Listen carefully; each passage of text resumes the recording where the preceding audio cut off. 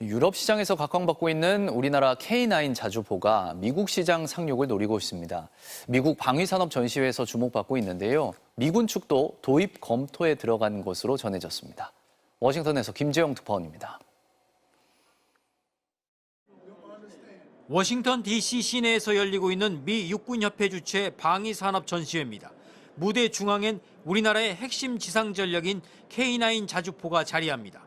원형을 변형한 K9A2 모델로 대다수 자주포와 달리 탄약과 장약을 100% 자동으로 장전할 수 있고 분당 최대 9발 이상의 포탄을 발사할 수 있는 성능을 자랑하고 있습니다. 또 포탑을 자동화해 운용 인원도 기존의 5명에서 3명으로 줄였습니다. 첨단 무기가 질비한 미군 측도 관심을 갖는 성능입니다. 현재 미국 육군은 기존에 개발된 자주포 체제의 도입을 검토하고 있는데 K9도 유력한 후보 장비의 하나로 꼽힙니다.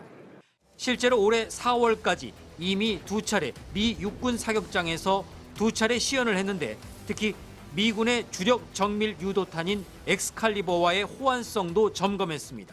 The K9A2 has one of the fastest rates of fire on the market. In terms of survivability, it's one of the more survivable systems. 폴란드 등 10개국에서 사용 중인 K9 자주포는 세계 자주포 시장에서 최소 절반 이상의 점유율을 차지하는 것으로 평가됩니다. 전시회에는 이외에도 다양한 미래형 군사 장비들이 선보였는데 특히 첨단 감시 장비는 물론 고성능 지대지와 지대공 미사일을 동시에 탑재한 이른바 무인 전술 차량들이 큰 주목을 끌었습니다. 러시아와 우크라이나 간의 전쟁이 장기화되는 가운데 육군 그중에서도 포병 전력에 대한 높은 관심을 반영한 것으로 보입니다. 워싱턴에서 MBC 뉴스 김재용입니다. 이어서 국군의 날 기획보도 오늘 두 번째 순서입니다. 오늘은 현지화 전략을 통해 폴란드를 넘어 북대서양 조약기구 나토 그리고 중동까지 진출이 기대되는 K9 자주포와 다연장 로켓 천무의 수출 진행 상황을 정영민 기자가 짚어봤습니다. 2년 전 폴란드와 수출 계약을 맺은 K9 자주포 물량은 모두 674문.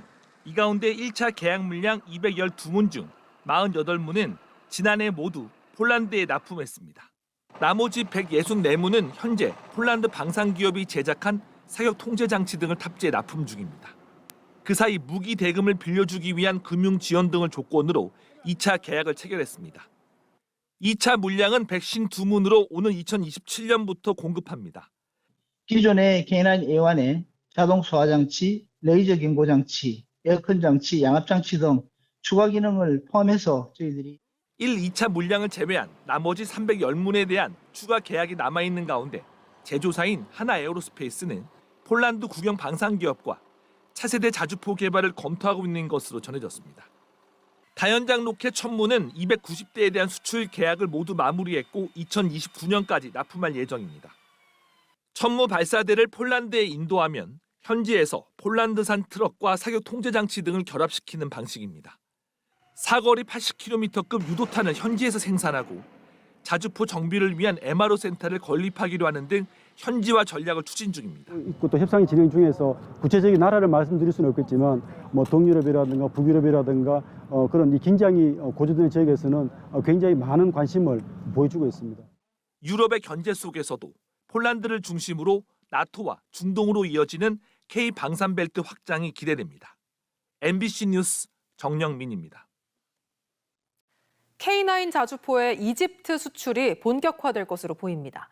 당초 이집트가 내건 조건인 핵심 부품 국산화에 성공했기 때문인데요. 덕분에 중동 수출도 가시화되고 있습니다. 정영민 기자입니다. 우리나라가 이집트와 2조 원 규모의 K9 자주포 수출 계약을 맺은 건 지난 2022년 2월. 하지만 구체적인 물량과 계약 조건은 알려지지 않았습니다. 최근 MBC 취재 결과 K9 자주포 216문, K10 탄약 운반차 39대, 사격 지휘 장갑차 K11 51대를 수출하는 것으로 확인됐습니다. 베일에 가려졌던 계약 조건도 확인됐습니다. 엔진과 변속기 등을 결합해 놓은 동력 장치, 파워팩은 전차와 자주포 같은 전술 차량의 핵심 부품입니다. 지금까지 독일산 엔진을 써왔는데 이 엔진을 한국산으로 대체하라는 게 이집트가 내건 조건이었습니다. K9 한 대, K10 한 대인데 본격 풀 주행 시험은 K9 뛸 거고 K10은 어떻게 할지는 아마 진행이 안 된 것 같습니다. 그 엔진을 개발했기 때문에 그 엔진 이제 성능 시험하는 개념입니다. 국내 자주포 생산업체는 최근 주행 테스트를 위해 국산 파워팩을 탑재한 자주포와 탄약 운반차를 이집트에 보냈습니다. 테스트는 포장과 비포장, 30도가 넘는 경사도 등 3,200km 구간의 강도 높은 장거리 과정을 석 달에 걸쳐 치릅니다. 통과할 경우 국산 파워팩을 탑재한 자주포의 사상 첫 수출이자 독일이 자국 파워팩을 탑재한 무기의 중동 수출을 금지해온 제약에서도 벗어날 수 있습니다. 해당 제조사의 국가의 수출 정책 때문에 그 수출하려는 이제 우리나라 무기 측이 전체 영향을 주기도 하는데 우리 핵심 부품 국산화가 증가될수록 국가별 우리 맞춤형 패키지도 가능할 수 있고요. 그거에 맞춰서 또 해당 수출 국가도 마찬가지 확대될 것으로 생각하고 있습니다. 실제 사우디아라비아에서도 조만간 자주포 성능을 시연할 예정입니다. 넉 달 전 우리나라와 방산 협력을 약속한 데 따른 후속 조치로 자주포 200문 안팎을 수입할 거란 전망이 나오고 있습니다. 전력화를 위해서 생산할 때 대비해서 지금 현재 수준은 벌써 2배 이상 지금 물량이 증가되어서 운영이 되고 있고 상반기가 되면 또 다른 또 생산 라인을 추가해서 3배 정도의 생산 능력을 확대해서 운영이 되고 있습니다. 핵심 부품 국산화에 성공한 K9 자주포. 아프리카에 이어 중동까지 수출 시장을 확대하고 있습니다. MBC 뉴스 정영민입니다.